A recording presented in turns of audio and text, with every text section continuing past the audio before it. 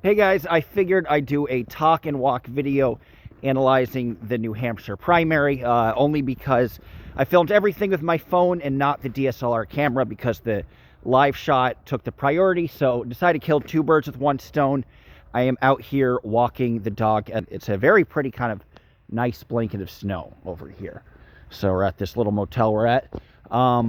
Wanted to give my thoughts just as we have the most conclusive results possible as well. So now, with 80% of the vote in, it looks like Nikki Haley put up a fight, but ultimately lost to Trump by about 10 points. So 10 points, I think, is not enough to give her a rationale to continue going in this campaign. I think she's going to try to fight till South Carolina. And she says that now, but I honestly think she'll do something like Ron DeSantis did, say, oh, yeah, I'm continuing, and then all of a sudden drop out the next day. Because if she lost to Trump by maybe 2 points, maybe 3 points, she'd be able to live to fight another day. But I think 10 points is too much of a spread. At that, although I could say she has some basic rationale to keep going, because 10 points isn't that massive of a number. Remember, Trump won New Hampshire with 32% of the vote last time around against John Kasich's 18%. So there certainly is a difference.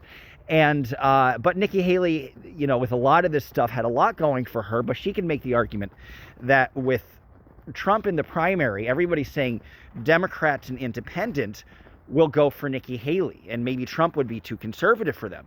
Well, the thing is, with Democrats and independents, Trump isn't actually that conservative. If you look at his foreign policy stance, if you look at him attacking Haley, which is very effective on the Social Security issue, and saying essentially he is more liberal, there's a lot of independents who find Trump to be actually, comparatively speaking, to others in the GOP, quite moderate. So that bet, obviously to them they're defining moderate as somebody who wasn't reflexively loyal to Trump, but that's not really what moderate is. Moderate is being nonpartisan on the policy issues.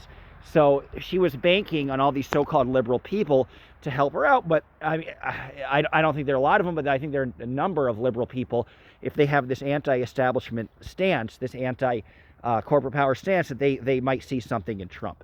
So that was I think a dumb battle. I checked out both of their speeches, and Trump needs to be more magnanimous. He was petty. He brought up Ron DeSantis. He made sure to note how Tim Scott must really hate Nikki Haley when he was there on the stage supporting him. And he's just bringing up all these old gripes like always. And I don't think it's a smart general election strategy, quite frankly, because he's just not letting old grievances die. And so for him to kind of pick on Ron DeSantis as well and Nikki Haley and not be magnanimous when all you have to do is really sit pretty, I think was not the right approach. In Nikki Haley's speech, by the book, basic, you could see her saying that other states need to vote, and she's still going in, and how close she came, and she framed it exactly the way you'd expect her to frame it. So no real emotion, no real charisma in her speech. She did not do herself any favors, but she fought the good fight. If you want to check out the live stream, that's where kind of the most interesting video is, where I got to interview a lot of Trump supporters. I am sympathetic when I speak with them and want to appear like I'm on their side, which sometimes I am and sometimes I'm not. But I think when you appear sympathetic to somebody, you kind of get them to tell the truth a little more. So it was interesting to kind of put on that hat, put on my MAGA hat, in a sense, even though that's not a real hat I would actually wear, and really get their perspective. But when you talk to people like that, you understand every single conversation goes back to this conspiracy, goes back to Trump is a victim, and we're all the victims. And again, that's not an effective selling point in the general election whatsoever. And so the environment was interesting. I spoke to Carl Lewandowski, saw George Santos. I mean, the fact that the Trump campaign let George Santos in, not a smart strategy. You had to kind of have credentials to get in. I was able to sneak in, amazingly, by just kind of being authoritative and walking in. That's one of the reasons I also dress up. But for them to have Santos in as like all these cartoon cast of characters. But I think this primary is largely over.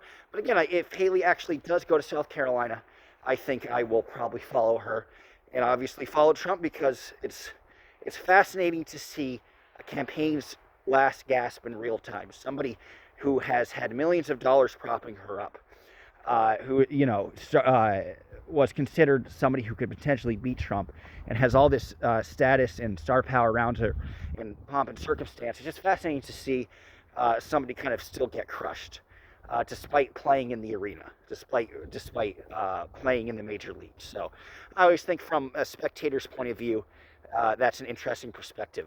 So I think we'll go to South Carolina and, of course, on to Los Angeles. By the way, there have been some developments in the Leah Remini trial. I don't think anything's materially happening for some time. But let me know if anybody knows the exact dates or whatever. I'm going to ask Jeff Augustine and probably figure that out soon, but I'll be in LA covering that. But probably first South Carolina. But thank you guys all for watching. It's been a fun time in New Hampshire, and I'm going to do an analysis as to why I think the primary and the internet has officially killed the primary. The internet, in conjunction with the mainstream media, the primary is dying. So that's kind of sad. So we'll talk about that. But thank you guys for watching, and hope you enjoyed all the coverage. Thank you for all the new subscribers. Much appreciated. You have a good day. Bye-bye.